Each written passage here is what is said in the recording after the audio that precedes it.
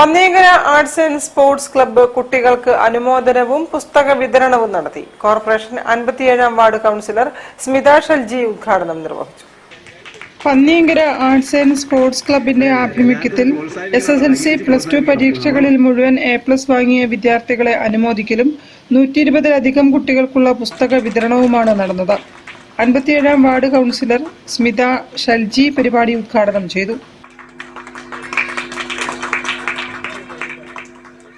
World powerlifting gold medal winner and strong woman of the year Zainaba, മഹാരാഷ്ട്രയിൽ നടന്ന 69-ാമത് national school kabaddi അണ്ടർ-17 girls ചാമ്പ്യൻഷിപ്പിൽ വിജയിച്ച ഫാത്തിമ ഫെബ, 57-ാം വാർഡിലെ അംഗൻവാടി നമ്പർ 91-ൽ നിന്നും വിരമിച്ച റുഖിയ ടീച്ചർ എന്നിവരെയും വേദിയിൽ ആദരിച്ചു. ഞാനിവിടെ 12 വർഷമായിട്ട് ഈ ഏരിയയിൽ പോസ്റ്റ് വുമണായിട്ട് വർക്ക് ചെയ്യാണ്. 2014 ഡിസംബർ 8-നാണ് ഞാൻ ഇങ്ങോട്ടേക്ക് വന്നത്.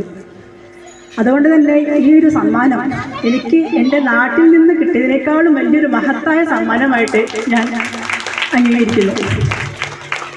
Club joint secretary Praveen Kumar, club president Sajeevan CA, secretary Aneesh P, കലാസാംസ്കാരിക committee convener Rageesh V, Panniyankara സ്വാശ്രയ സമിതി ജോയിന്റ് കൺവീനർ ആനന്ദൻ P എന്നിവരും സംസാരിച്ചു.